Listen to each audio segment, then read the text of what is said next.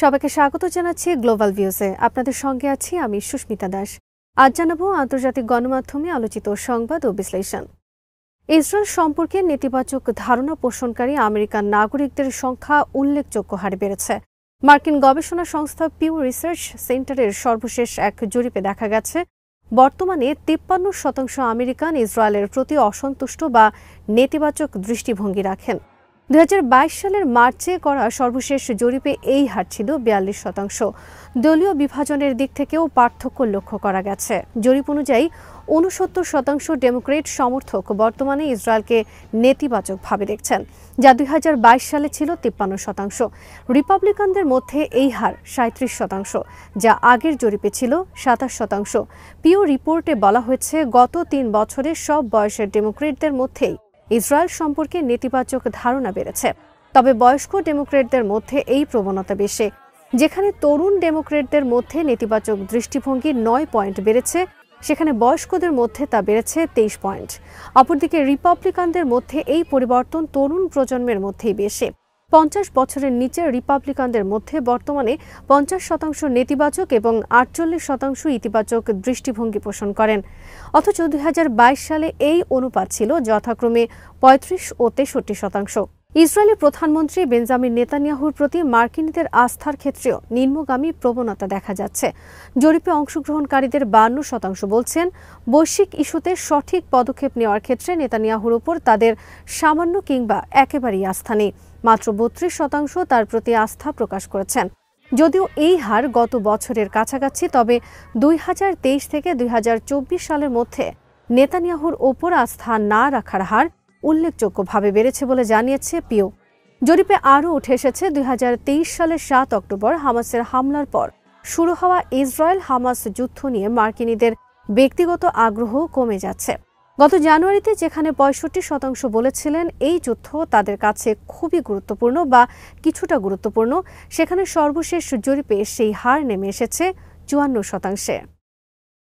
ইসরায়েলের অভ্যন্তরীণ নিরাপত্তা সংস্থা শিন বেতের প্রধান রোনেন বারকে বরখাস্তের সিদ্ধান্তে স্থগিতাদেশ দিয়ে প্রধানমন্ত্রী বেঞ্জামিন নেতানিয়াহুকে বেকায়দায় ফেলে দিয়েছে সুপ্রিম কোর্ট। এই রায়কে নেতানিয়াহুর জন্য বড় আঘাত হিসেবে বর্ণনা করেছে ইসরায়েলি মিডিয়া। মঙ্গলবার দেশটির সর্বোচ্চ আদালত রোনেন বারকে বরখাস্তের সিদ্ধান্তে আপাতত স্থগিতাদেশ জারি করে। এরপর নেতানিয়াহুর কার্যালয় থেকে দেওয়া এক বিবৃতিতে বলা হয়েছে, এই রায় বিরক্তিকর এবং অবাক করার মতো। রায় নিয়ে ইসরায়েলি রাজনীতিকদের মধ্যে তীব্র প্রতিক্রিয়া দেখা গেছে। কেউ একে গণতন্ত্র বিরোধী বলেছেন, আবার কেউ আদালতের রায়ের প্রতি সম্মান দেখাতে সরকারের প্রতি আহ্বান জানাচ্ছেন। তিনি গানসও রায় মানার পক্ষে অবস্থান নিয়েছেন। তিনি বলেন, আদালতের রায় মানা উচিত, এটাই গণতন্ত্রের নিয়ম। এদিকে প্রধানমন্ত্রীর কার্যালয়ের বিবৃতিতে বলা হয়, নেতানিয়াহু শিন বেতের নতুন প্রধান নিয়োগে প্রার্থীদের সাক্ষাৎকার গ্রহণ অব্যাহত রাখবেন। কট্টর ইহুদিবাদী জাতীয় নিরাপত্তা মন্ত্রী ইতামার বেন গাভির এক্সে আদালতের রায়কে গণতন্ত্রের জন্য হুমকি আখ্যা দিয়ে তাৎক্ষণিক বিচারিক সংস্কারের দাবি জানান। যোগাযোগ মন্ত্রী শ্লোমো কারহি সরাসরি আদালতের নির্দেশ মানতে সরকারকে না বলার আহ্বান জানিয়েছেন। বিদেশি রাষ্ট্রের সঙ্গে নেতানিয়াহুর ঘনিষ্ঠজনদের প্রশ্নবোধক সম্পর্ক নিয়ে যখন শিন বেত তদন্ত করছে, সেই অবস্থায় গত মাসে রোনেন বারকে বরখাস্ত করেন নেতানিয়াহু। বিরোধী রাজনীতিবিদ এবং বিভিন্ন সংগঠন এই সিদ্ধান্তের বিরুদ্ধে আপিল করেন। অ্যাটর্নি জেনারেল গালি বাহরাফ মিয়ারা প্রকাশ্যে এই সিদ্ধান্তের সমালোচনা করে বলেছিলেন, এটি নেতানিয়াহুর ব্যক্তিগত স্বার্থের জন্য নেওয়া একটি কলঙ্কিত সিদ্ধান্ত। ইরানের পররাষ্ট্রমন্ত্রী আব্বাস আরাকচি মঙ্গলবার বলেছেন, যুক্তরাষ্ট্র তেহরানের প্রতিরক্ষামূলক ক্ষমতার ভয়াবহ প্রকৃতি সম্পর্কে ভালোভাবে অবগত আছে। একই সঙ্গে আত্মরক্ষার জন্য ইরানের পর্যাপ্ত প্রস্তুতি আছে বলেও জানিয়েছেন তিনি বলেন, ওয়াশিংটনকে তেহরান বিশ্বাস করে না, তবে আসন্ন পরোক্ষ আলোচনায় তাদের পরীক্ষা করে দেখা হবে। আরাকচি জোর দিয়ে বলেন, অন্তত আমেরিকানরা ভালো করেই জানে যে ইরানের প্রতিরক্ষামূলক শক্তি কতদূর প্রসারিত হতে পারে। ইরানের পররাষ্ট্রমন্ত্রী বলেন, শান্তির প্রতি ইরানের প্রতিশ্রুতিকে দুর্বলতা ধরে নিয়ে যুক্তরাষ্ট্র যেন ভুল না করে। ইরান যুদ্ধ চায় না, তবে প্রয়োজনে তারা কিভাবে নিজেকে রক্ষা করতে হয় তা ভালোভাবে জানে। আরাকচি বলেন, আমরা যুক্তরাষ্ট্রের উদ্দেশ্য নিয়ে সন্দেহ করি এবং নিশ্চিত নই যে তাদের একটি সুষ্ঠু ও গুরুত্বপূর্ণ আলোচনার ইচ্ছা আছে, তবে আমরা তাদের পরীক্ষা করে দেখব। শনিবার ওমানের রাজধানী মাস্কাটে আরাকচি এবং যুক্তরাষ্ট্রের আঞ্চলিক দূত স্টিভ উইটকফের মধ্যে পরোক্ষ আলোচনা শুরুর সম্ভাবনা রয়েছে। এ সময় তারা ইরানের পারমাণবিক কর্মসূচি এবং এর ভবিষ্যৎ নিয়ে আলোচনা করবেন। ওমানের পররাষ্ট্রমন্ত্রী বদর বিন হামাদ আল বুসাইদি এই পরোক্ষ আলোচনার মধ্যস্থতাকারী হিসেবে থাকবেন। এদিকে ইরান ও রাশিয়ার সিনিয়র কর্মকর্তারা মঙ্গলবার পরমাণু সহযোগিতা বাড়ানো নিয়ে আলোচনা করেছেন। রাশিয়ায় নিযুক্ত ইরানি রাষ্ট্রদূত কাজেম জালালি এবং রোসাটম স্টেট কোম্পানির উপমহাপরিচালক নিকোলাই স্পাসকির মধ্যে এই আলোচনা হয়। ইন্দোনেশিয়ার প্রেসিডেন্ট প্রাবো সুবিয়ান্তো বলেছেন, গাজা যুদ্ধে ক্ষতিগ্রস্ত ফিলিস্তিনিদের অস্থায়ীভাবে আশ্রয় দিতে প্রস্তুত রয়েছে তার দেশ। মধ্যপ্রাচ্য ও তুরস্ক সফরের শুরুতে বুধবার তিনি বলেন, প্রথম ধাপে 1000 জনকে আশ্রয় দেবেন তারা।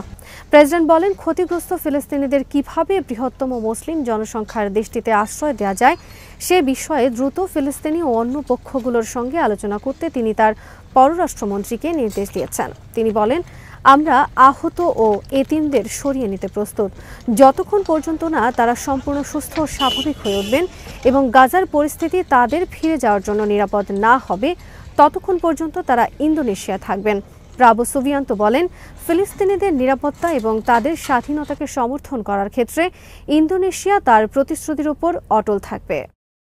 ফিলিস্তিনের গাজা উপত্যকাকে মৃত্যুপুরী বলে আখ্যায়িত করেছেন জাতিসংঘের মহাসচিব অ্যান্টোনিও গুতেরেস।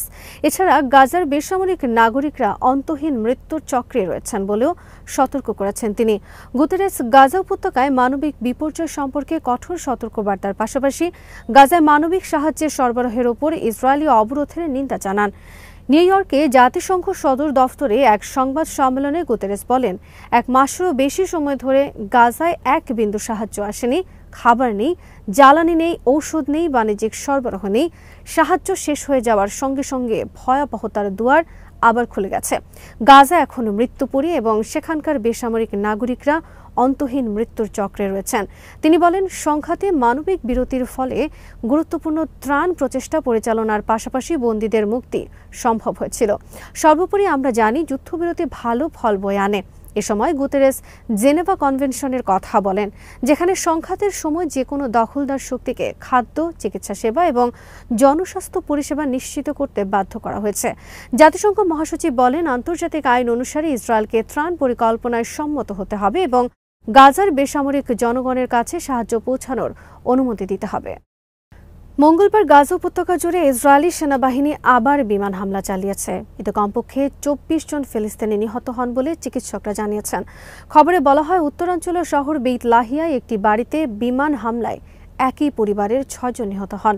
উত্তর পশ্চিম গাজা সিটির একটি আশ্রয় কেন্দ্রের কাছে বেসামরিক নাগরিকদের উপর বিমান হামলায় আরও 4 জন নিহত হন। চিকিৎসকরা জানিয়েছেন, পশ্চিম গাজা সিটির আরেকটি হামলায় সাবেক একজন ফুটবলারও নিহত হয়েছেন। তাছাড়া গাজা সিটির তাল আল হাওয়া এলাকায় কাঠ সংগ্রহ করতে থাকা ফিলিস্তিনিদের লক্ষ্য করে ড্রোন হামলায় 2 জন নিহত এবং বেশ কয়েকজন আহত হন। দক্ষিণ গাজার খান ইউনিসে ইসরায়েলি হামলায় আরও 1 জন নিহত হয়েছেন। একই শহরে আগের ইসরায়েলি হামলায় আহত 3 জন ফিলিস্তিনি মঙ্গলবার মারা গেছেন। সংবাদ মাধ্যমগুলো জানিয়েছে, খান ইউনিসের পশ্চিমে আল মাওয়াসি এলাকায় বাস্তুচ্যুত পরিবারগুলোর আশ্রয়স্থল হিসেবে ব্যবহৃত তাঁবু লক্ষ্য করে ইসরায়েলি বিমান হামলায় 3 শিশুসহ 6 জন ফিলিস্তিনি প্রাণ হারিয়েছেন এবং আরও 12 জন আহত হয়েছেন। দক্ষিণ গাজার ইউনিভার্সিটি কলেজের কাছের বাড়িগুলোতে ইসরায়েলি বাহিনীর গোলাবর্ষণে আরও 1 জন নিহত এবং বেশ কয়েকজন আহত হয়েছেন। গাজার স্বাস্থ্য মন্ত্রণালয়ের তথ্য অনুসারে গত 18 মার্চ থেকে গাজায় নতুন করে ইসরায়েলি বিমান হামলায় প্রায় 1400 ফিলিস্তিনি নিহত এবং 3600 জনেরও বেশি আহত হন। 2023 সালের অক্টোবরে গাজায় হামলা শুরুর পর থেকে নিহত হন 50,810 জন। তবে সরকারি মিডিয়া অফিস নিহতের মোট সংখ্যা 61,700 বলে জানিয়েছে, কারণ ধ্বংসস্তূপের নিচে থাকা হাজার হাজার মানুষ এরই মধ্যে প্রাণ হারিয়েছেন বলে তারা মনে করছেন। আজ এখানেই শেষ করছি। সবাই ভালো থাকুন, সুস্থ থাকুন আর দেখতে থাকুন বিডি ভিউজ। চ্যানেলটি ভালো লাগলে সাবস্ক্রাইব করুন, সংযুক্ত থাকুন আমাদের ফেসবুক পেজে।